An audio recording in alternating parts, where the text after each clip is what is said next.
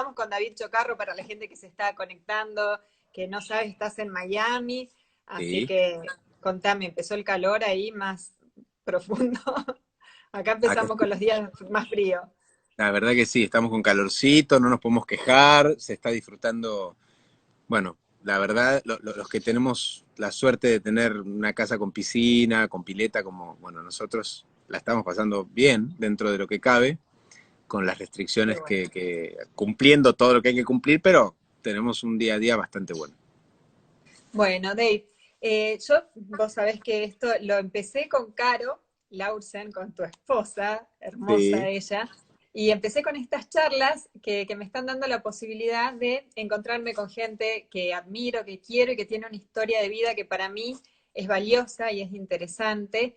Así que me gustaría empezar a hacer un recorrido por tu vida y que me cuentes dónde naciste, cuál era tu contexto familiar, de dónde venís. ¿de dónde vengo? ¿De Bueno, dónde venís? nací en Bellavista, que es en la zona oeste de la ciudad de Buenos Aires, en el partido de San Miguel. Saludos para toda la gente de la zona oeste. Mucha gente conoce San Miguel porque es una zona de mucha discoteca. Entonces hay mucha gente de Buenos Aires que sabe dónde está San Miguel. Bueno, tengo dos hermanos, un hermano y una hermana, los dos más grandes, Augusto y Merlina, mi papá, mi mamá. Y a los 4 años me fui a vivir a San Juan, a la provincia de San Juan. Viví 4 años en San Juan. Ah, mira, Sí, por el trabajo de mi viejo nos fuimos a San Juan.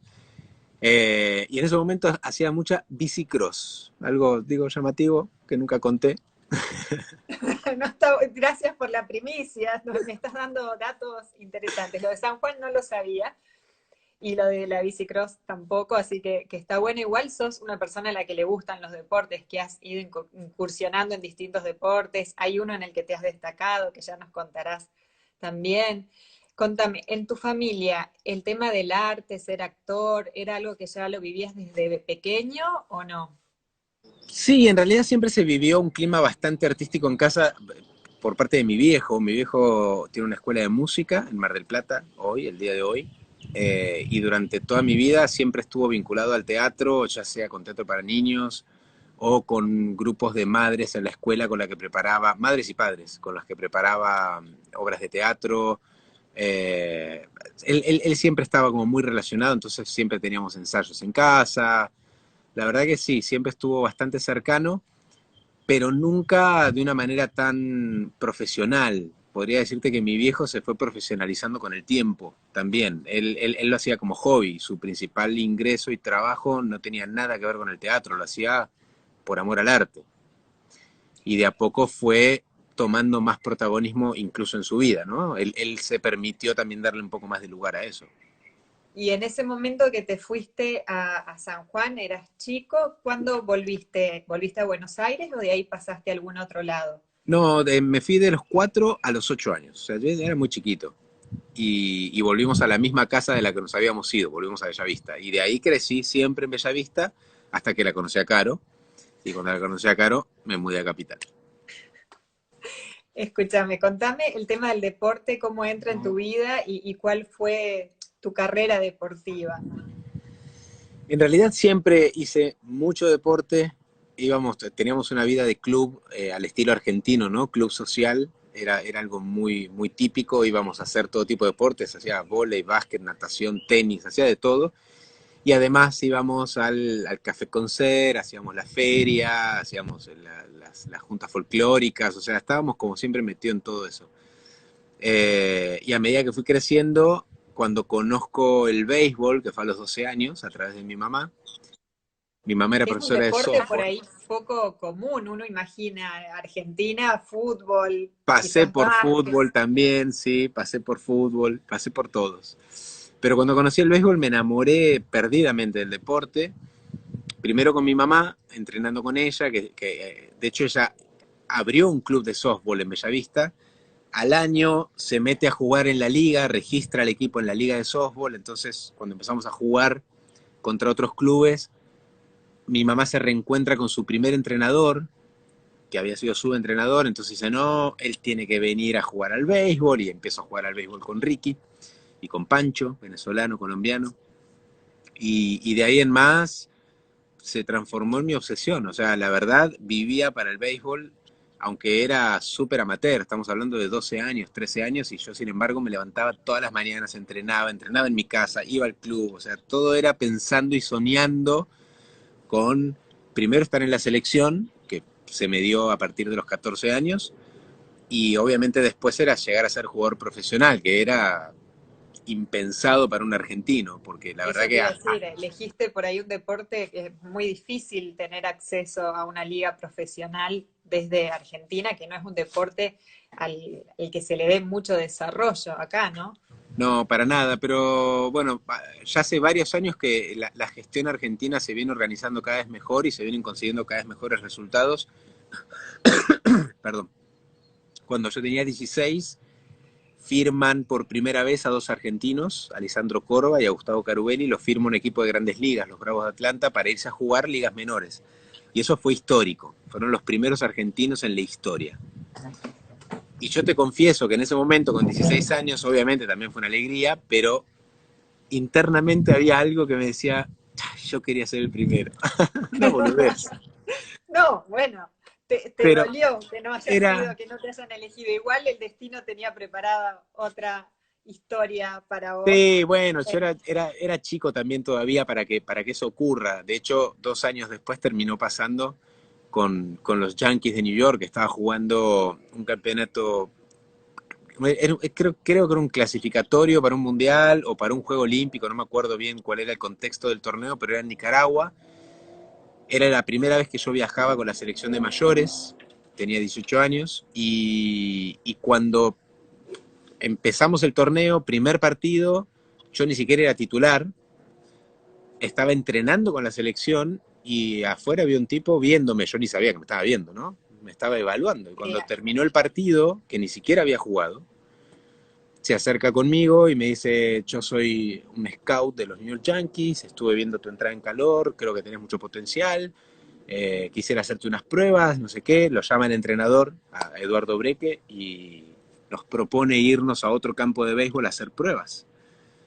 Todo fue en el momento, o sea, así como te lo estoy contando. Nos fuimos a un ¿Y qué pasó campo, de ahí?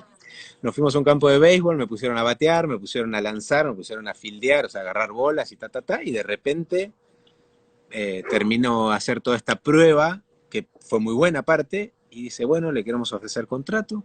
Terminando el torneo nos vamos a Venezuela a jugar las ligas menores, si estás de acuerdo, no sé qué, sos menor, tiene que firmar tus papás, me voy con vos a Argentina.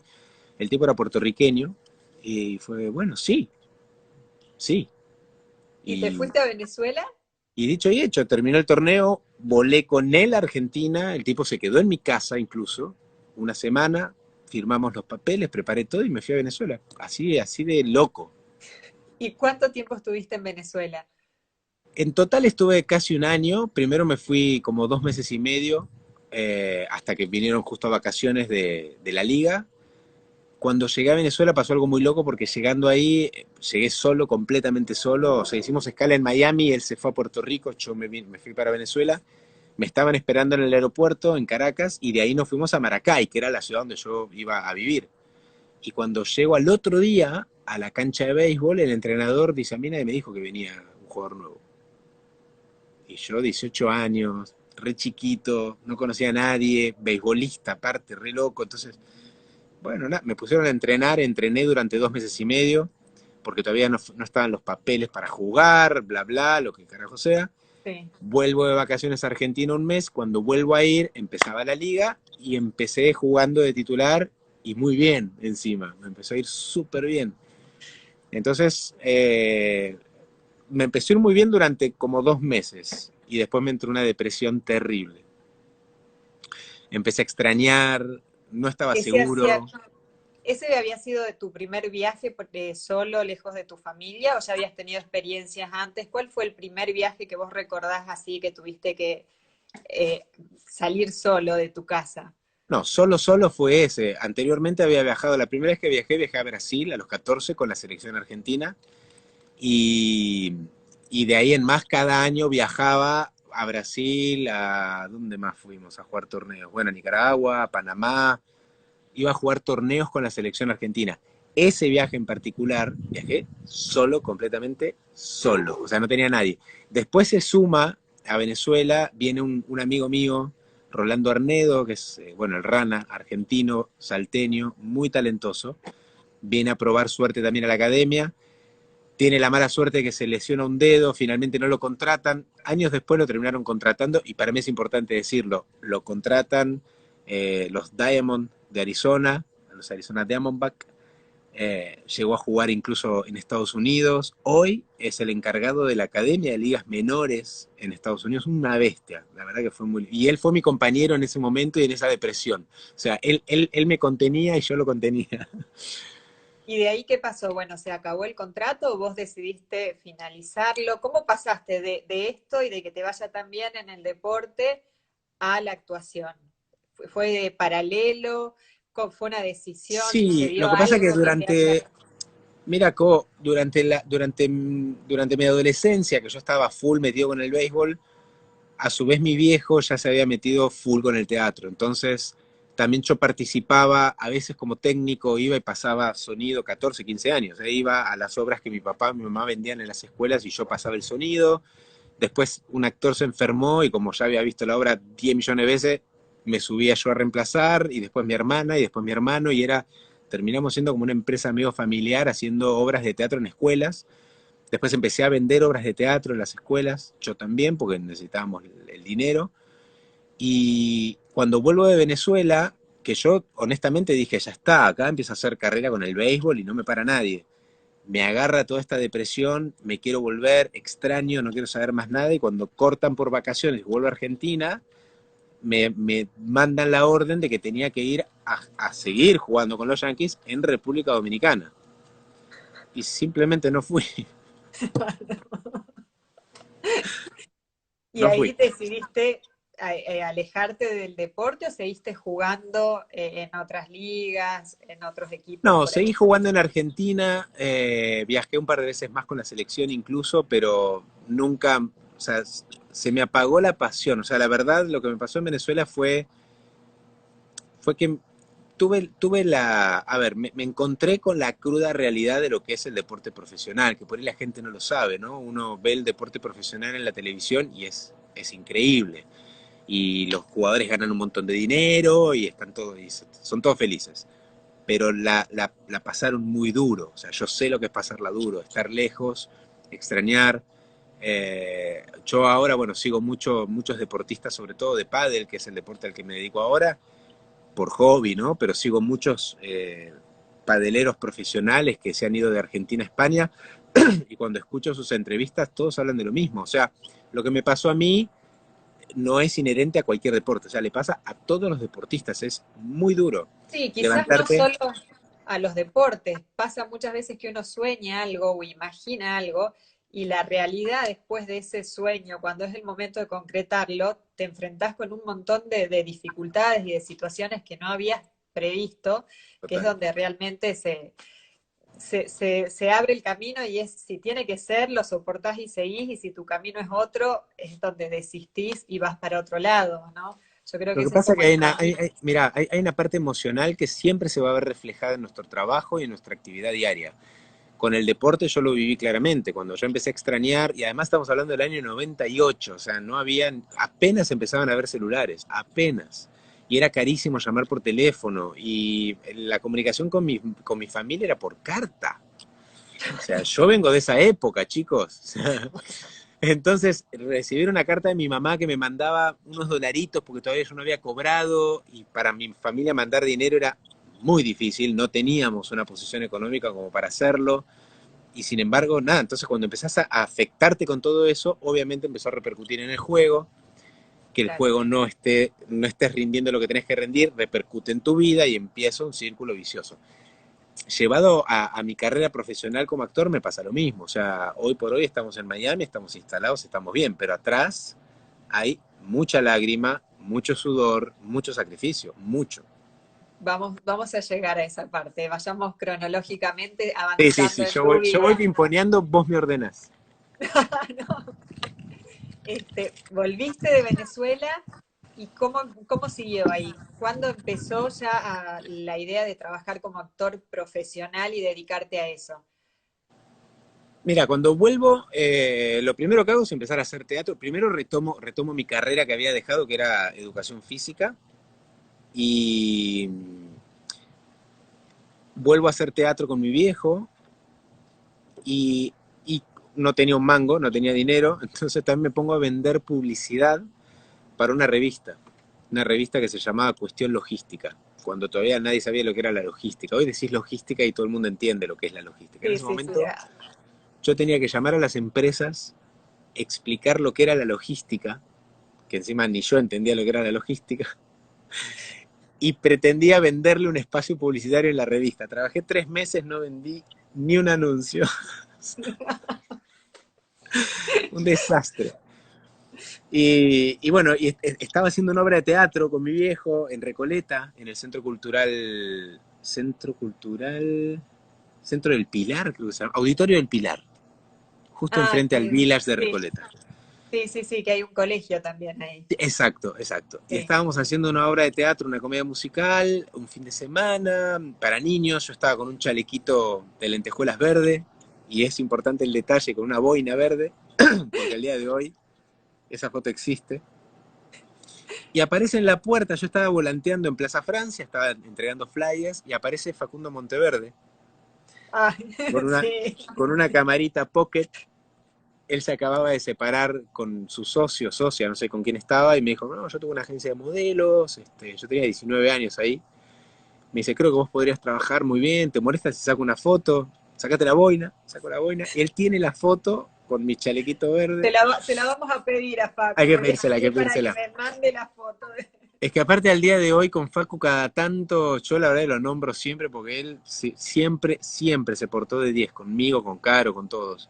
Sí, yo también, la Y verdad que he trabajado mucho con él y siempre ha sido excelente. te Así paso, que- y por eso te digo, cada tanto me cae un mensaje de Facu, o sea, es genial eso, y yo le respondo, y O ahí hay sea como que un él es el cariño. culpable de que vos empezaras a trabajar como modelo.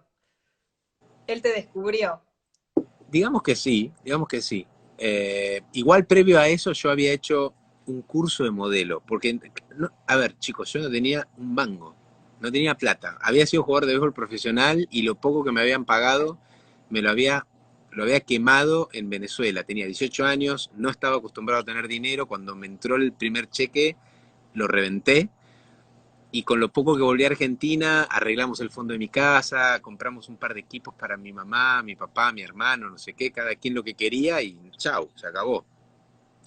Y en ese momento cuando aparece Facu, me manda un casting después de eso, me deja su tarjeta que era muy moderna y cuadradita, verde, divina.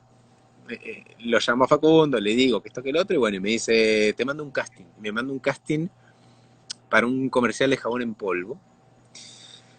Quedo con un personaje chiquitito, me pagaban 400 pesos en aquel momento, todavía teníamos el 1-1 en Argentina, Era y muy nada, bueno. yo, o sea, 400 pesos no lo ganaba ni en 2 meses de teatro, y me los Claro. gané en una tarde, y en un comercial que ni siquiera se me había visto la cara, me acuerdo, se me veía la mano, o sea, cuando salió el comercial. Al poquito, no sé, 10 días me vuelve a llamar y me dice, te manda otro casting también de Ariel, bueno, dije la marca, Nos van a cobrar de producción. o que nos paguen. Por ahí nos Y pagan. sí, eso sí estaría buenísimo. Oye, igual estoy armando la historia en mi cabeza y está bueno como lo estoy hilando. Ojalá quede bien. No, Entonces, está buenísimo. me manda ese Yo casting, te ya era. ordeno, si veo que en alguna parte te Vos ordename. desordenás, Ahí yo te ya ordeno.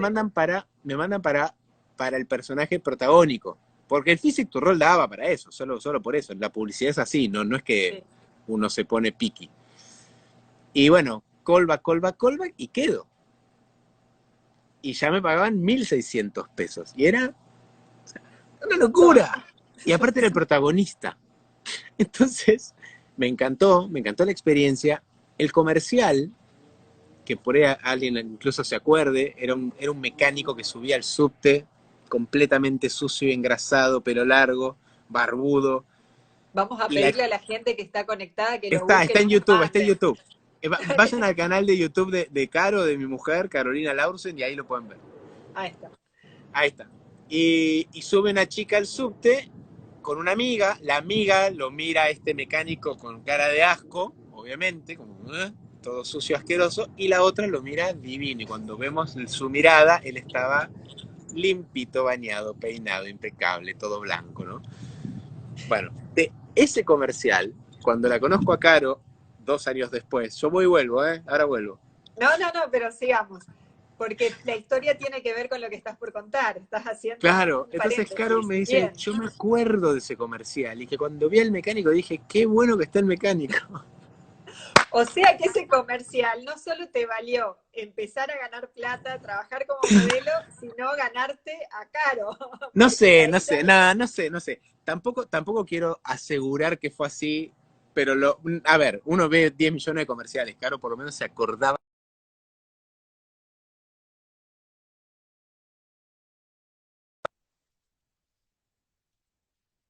¿No?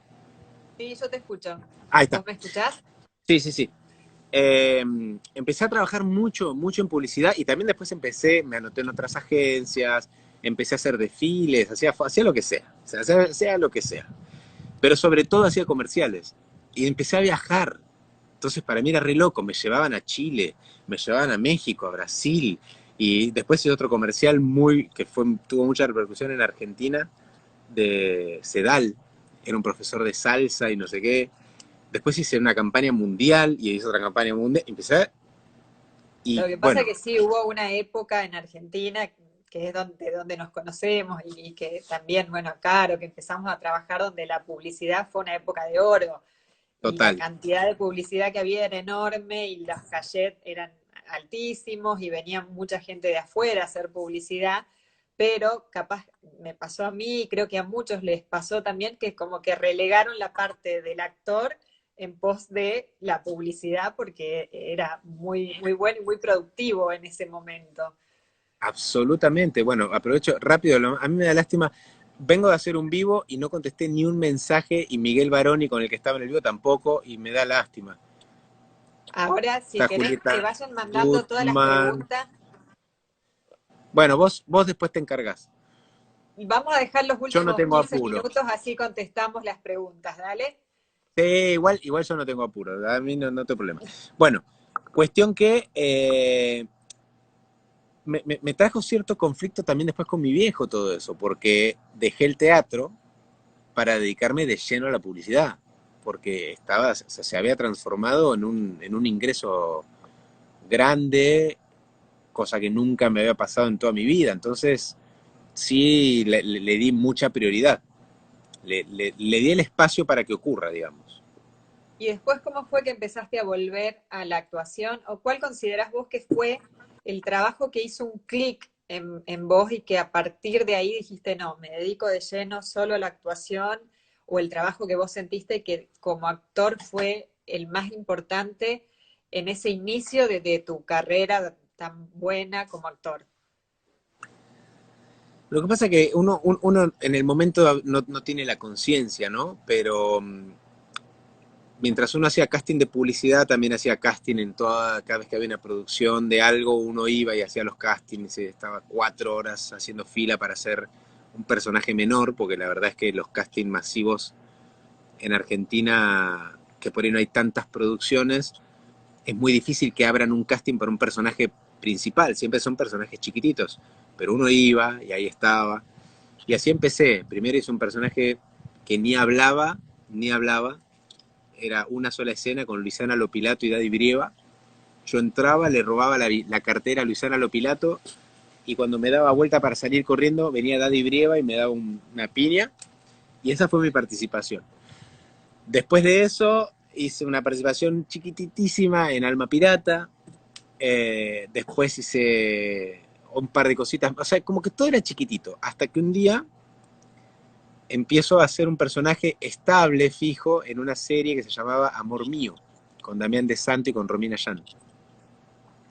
Sí. El personaje fijo igual era el barman del restaurante de la mamá de Romina Yan. Aparecía una vez cada 10 capítulos. Pero yo feliz, tenía un personajito ahí fijo. Y después de eso me sacan de ahí, que yo dije, chau, me sacaron, ni me enteré, de hecho fue un momento medio bajón, porque llegué a grabar, me dijeron, no, no, tu personaje ya no va, se fue a Europa, y era porque me querían meter en Casi Ángeles, ya con un personaje un poco más grande. Entonces empiezo la segunda temporada de Casi Ángeles con un personaje que era menor también, pero con contrato, primera vez que tengo un personaje con contrato, y ahí fue cuando dije, me parece que empiezo a hacer carrera.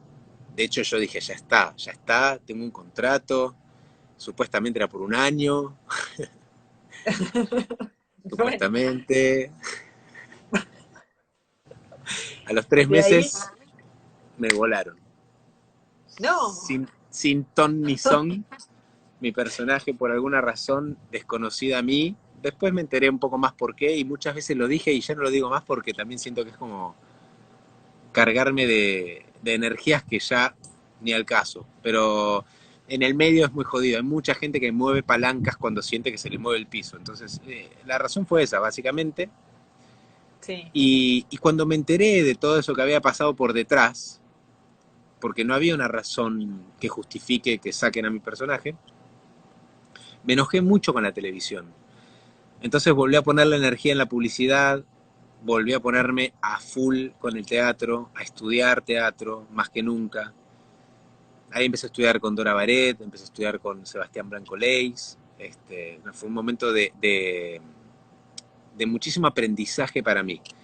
¿Vos Y podrías nombrar o decir algún maestro en particular que vos sientas, ya sea de esta época o de antes, a lo largo de tu vida, algún maestro que vos sientas que fue trascendental en tu aprendizaje? sí, Sebastián Blanco Leis y Dora Baret fueron, te diría, los dos más trascendentales. Sí, Bien. totalmente. Y lo que me pasó después fue que como al año y tanto me seguían llamando para hacer pequeñas participaciones en televisión y yo no las hacía, no quería. Estaba como re, o sea, no, no podía creer que pase eso, ¿no? Entonces digo, o sea, ¿para qué me voy a meter ahí a pasarla como el orto? Y un día me hablan para hacer una participación en hacer una escena en el último capítulo de Los Exitosos Pels. Entonces, Sí, Caro me insiste, me dice, dale, boludo, hacelo, o sea, te están llamando, listo, no esperes nada, si no pasa nada, pasa nada, pero te están llamando, hacelo, no seas boludo. Finalmente voy y lo hago. Y a partir de ahí me dice, dale, Dave, mandá material, movete, boludo, si evidentemente tenés con qué, te buscan, no te niegues.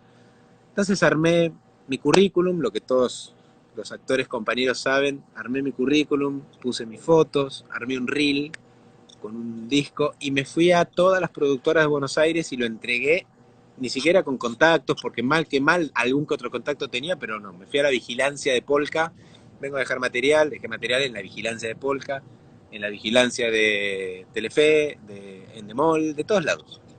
me Y me, parece, y te agradezco esta charla y me parece interesante lo que estás contando, porque uno a veces ve gente que ya está consolidada en el medio, que tiene éxito, reconocimiento, estás haciendo, protagonizando hace muchos años en Miami, y está bueno, me parece, contar y hacerse cargo también de todo este trabajo y de cómo uno empezó y de ir y golpear la puerta y dejar, me parece que es muy noble de tu parte que estés compartiendo ese proceso con nosotros, así que te agradezco. yo creo que es que creo que el trabajo más fuerte es ese, porque después una vez que estás adentro, la pasás bárbaro. Estás haciendo lo que te gusta, te pagan por hacer lo que te gusta, lo que tenés que hacer es cuidarlo. Yo o sea, me preocupo muchísimo porque creo que hay una cuestión de respeto enorme, no solamente a mí mismo y a mi profesión y mi vocación, también a mi familia que me apoyó para que todo esto ocurra, sino también al tipo que está decidiendo pagarme a mí. Claro, O sea, ahí están apostando a vos. hay una presión, pero también más que como presión, creo que hay que canalizarlo como compromiso, ¿no? Pero bueno, Y de ahí, volviendo, sigamos, los exitosos Pels, ¿cómo fue que bueno, llevo, cómo llegaste a llevo, Miami? ¿Cuál fue claro, ahí va, ahí va, qué ahí fue va, ahí lo que va, pasó estamos en el cerca. medio para que llegues ahí? Estamos cerquita, estamos cerquita. Bueno, llevé material a todos lados y qué sé yo. Para ese momento yo ya había hecho, antes de todo de este momento de estar tan renegado con la televisión, había hecho un par de participaciones en la versión mexicana de Amor Mío. Cuando se hizo Amor Mío en Argentina, después se hizo la versión para México, llevaron al elenco mexicano y buscaban actores argentinos que puedan hablar neutro.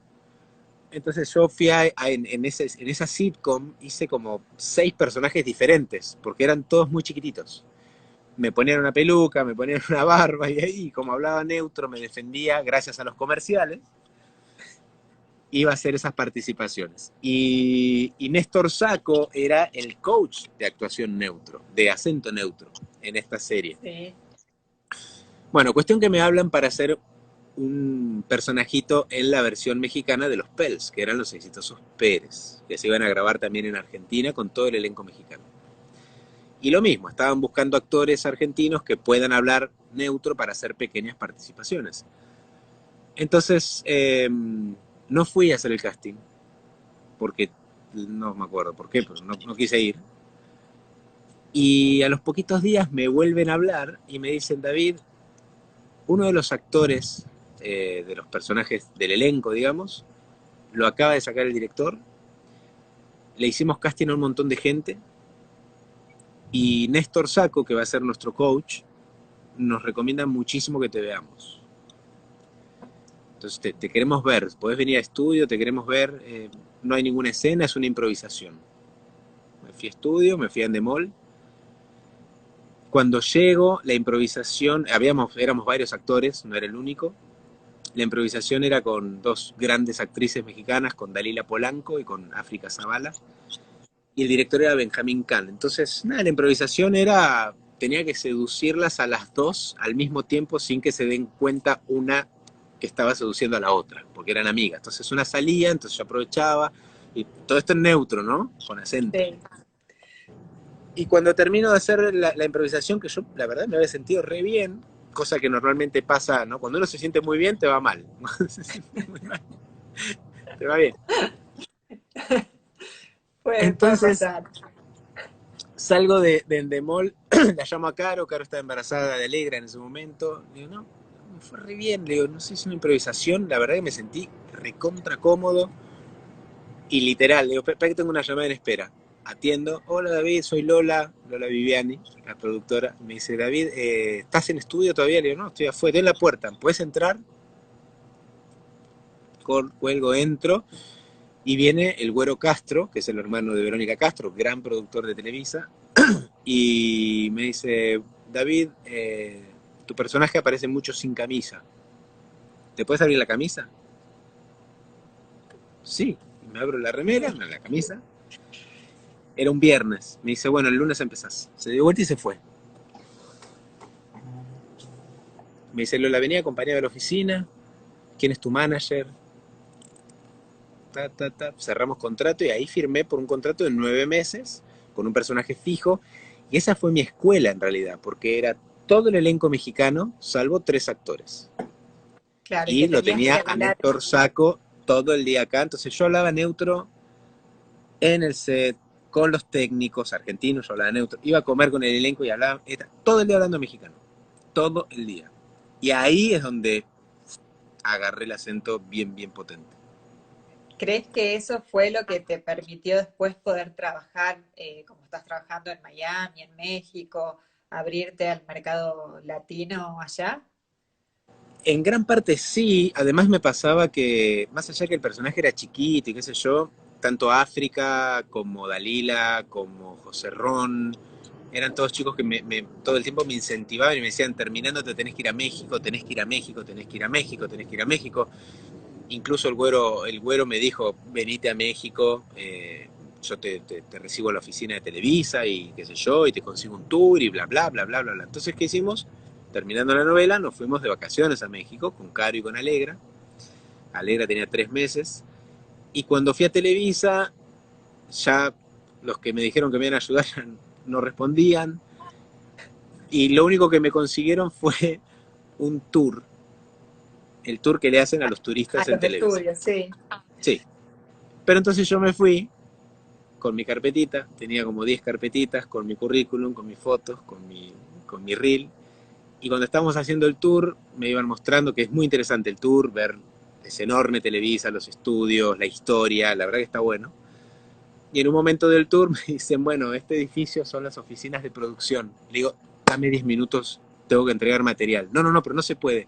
No me importa. Y me bajé, así como lo escuchan, me bajé y me metí en el edificio. Puerta que vi abierta, hola, ¿qué tal? Dejo material. Así, ¿eh? Como te lo estoy contando, te lo juro. Iba entrando y el de atrás que me hacía el tour me decía, no se puede, le digo, es un segundo, no pasa nada, soy actor. Permiso, hola, ¿qué tal? Te dejo material, y repartí material por todos lados. Igual en esta instancia ya estabas seguro que lo que querías hacer el resto de tu vida era actuar, o sea, tenías como una vocación muy fuerte hacia eso, porque No, por la actuación sí, lo que pasa es que uno nunca sabe si de verdad va a poder vivir de eso. Entonces, es un salto con los ojos medio vendados, o sea, no sabes si va a haber agua. sí. Entonces ahí es como raro, es raro. Bueno, Pero fue pero muy, la insistencia y esto de ir, golpear puertas y todo, había algo, un motor adentro que te estaba llevando hacia ese camino.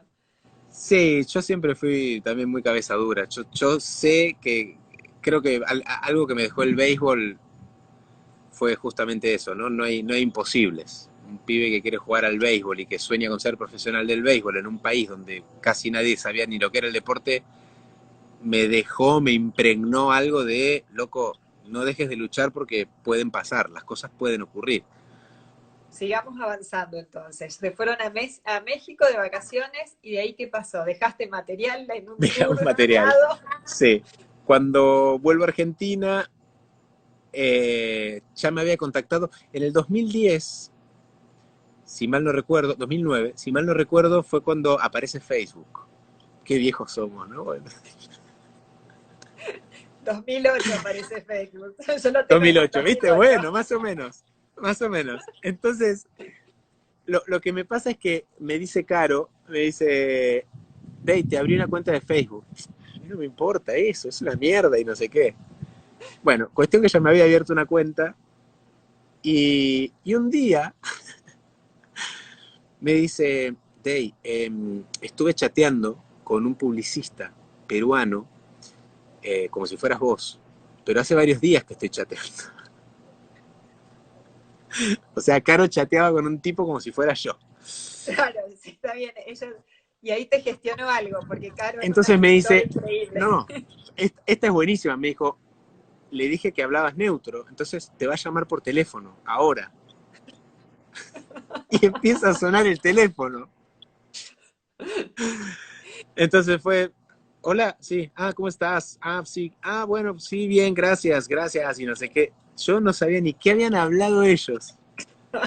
Nada, cuestión que él lo que quería era empezar a promoverme, había visto lo que yo hacía en Utilísima, porque él me veía como conductor en Utilísima, y también sabía que ya tenía cierta relación con México, entonces me quería empezar a hacer publicidad, y yo le dije, ¿cuánto me cobras? Mira que yo dinero no tengo. No, no, no, no te cobro nada, cuando empieces a trabajar vemos.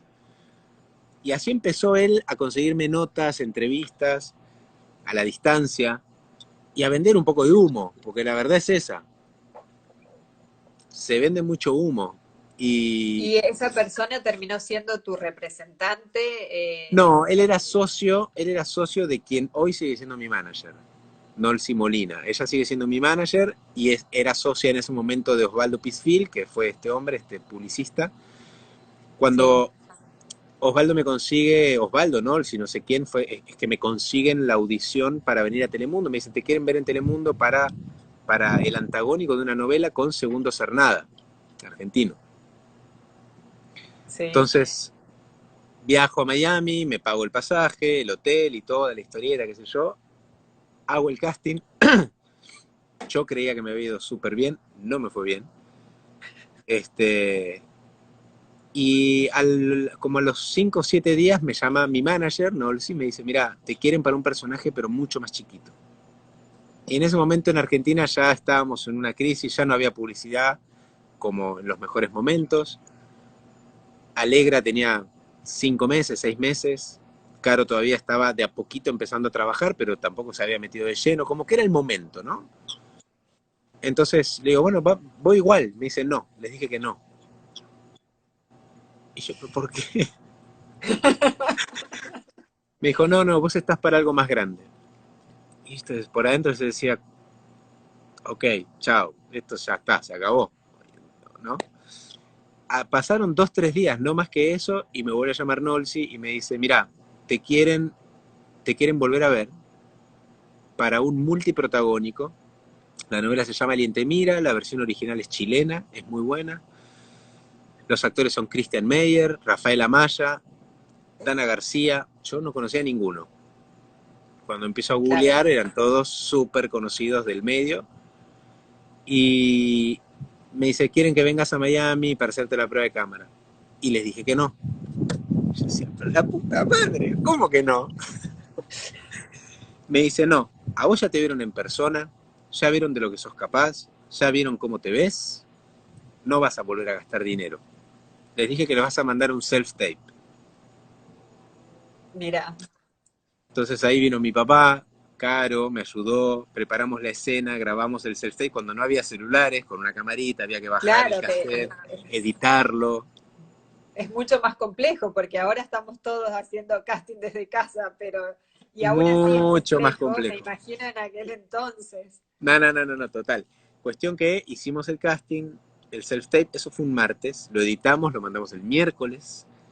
El jueves mandaron un contrato directamente. El Y de ahí, viernes, el viernes firmé el contrato y el domingo me fui a Miami. y Y llegué a Quedó, Miami, Caro quedó Caro con quedó, Alegra, ¿y el yo contrato por llegué cuánto tiempo era? ¿Era un por la contrato novela, con... Ah, por 6 meses de trabajo.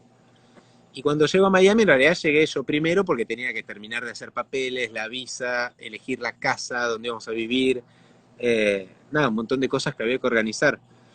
Y al mes, a los 25 días más o menos, volví a Buenos Aires a sellar la visa y ahí ya nos fuimos con Caro y con Alegra. Al mes de estar trabajando en Alguien Te Mira, cuando todavía no había salido al aire, me ofrecen la exclusividad. Ya querían que sea actor exclusivo por 3 proyectos. y desde entonces sos actor exclusivo. Y desde entonces soy actor exclusivo de Telemundo.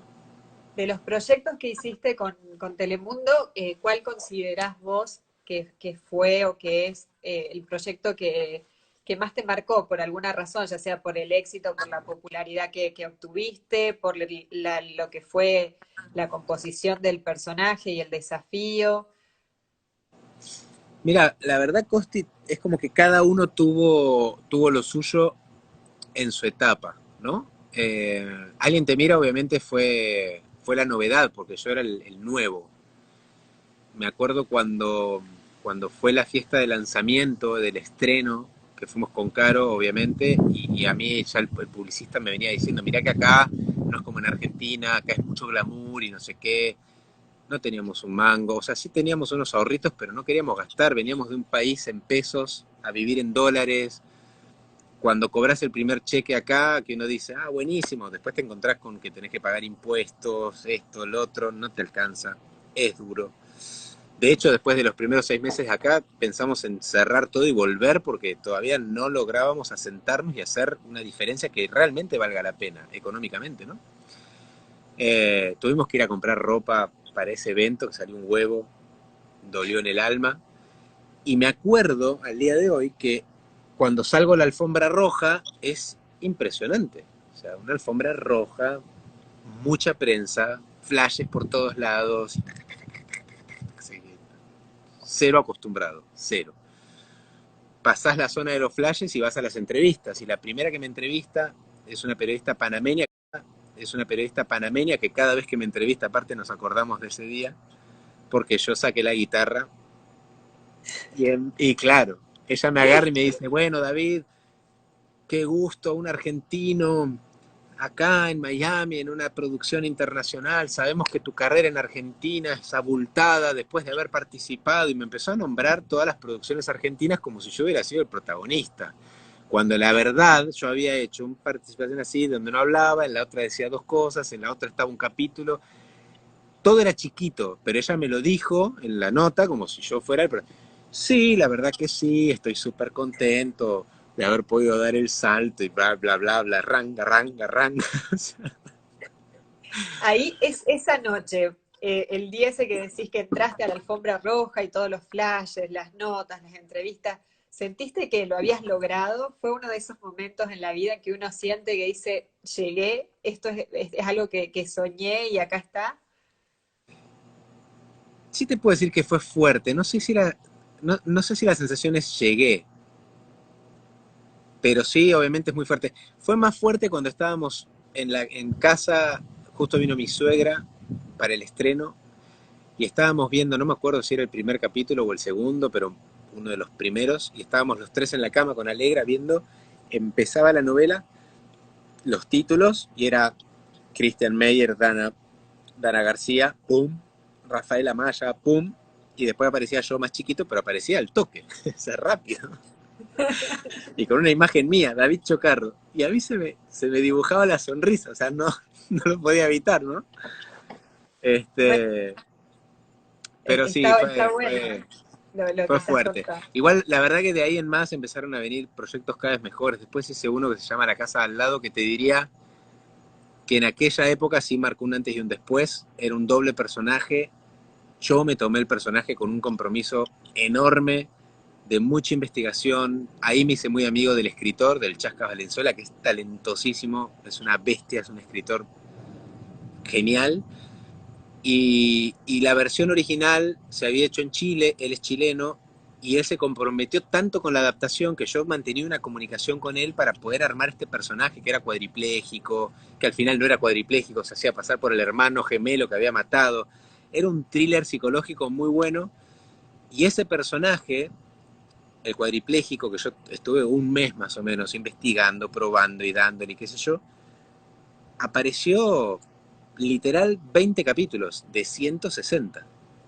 20 capítulos, y de los 20 capítulos habrá estado en 15 escenas, 18 escenas, no más que eso. Pero al día de hoy me siguen hablando de ese personaje. Ese es el personaje. Entonces a David, partir de ahí es como que todo cambio de color. nos están preguntando acá muchísimo, que lo veo que a cada rato preguntan, por la Doña 2. Ahí viene. ¿Qué Ah, la pasó? doña, no. Ahí vamos, ahí vamos, ahí vamos. Lo que pasa es que, bueno, después de La Casa al Lado vino mi primer protagónico, que fue El Rostro de la Venganza. Después hice En Otra Piel, ya con protagonista. Y después viene La Doña uno, que en realidad cada proyecto te trae algo. La Doña uno lo que me trajo fue muchísima exposición, mucha. O sea, ¿Ese fue fue un una novela. proyecto que se grabó en Miami o no? No, ese fue en México. Fue muy duro, tuve que viajar todo el tiempo, ir y vuelta, ir y vuelta, ir y vuelta. Y lo que me trajo fue, primero que a la novela le fue muy bien y trajo mucha repercusión de redes y es como que me colocó de alguna manera más visible en el mercado mexicano. Lo que termina pasando con la Doña 2 es que, y esto está bueno para aclararlo, igual yo cada vez que se da la posibilidad lo aclaro.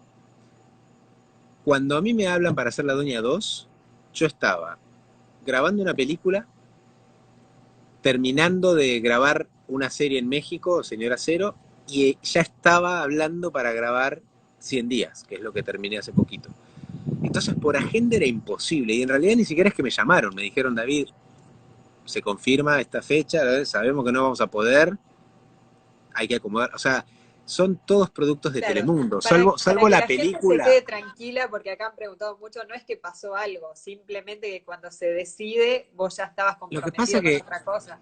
lo que, pasa es que es muy difícil coordinar las agendas de todos. De hecho, a ver, pasa todo el tiempo que cambian. En El Señor de los Cielos también cambiaron los protagonistas. En Señor Acero cambiaron los protagonistas, tanto femeninos como masculinos, de una temporada a la otra. En. No, no me sé el nombre de todos, pero en todos hay cambios y son inevitables.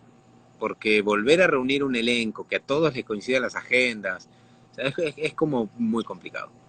David, y quiero que hagamos acá un alto y que hablemos del personaje que hiciste en El Recluso, que para mí la composición es fantástica. La gente que no lo ha visto está en Netflix.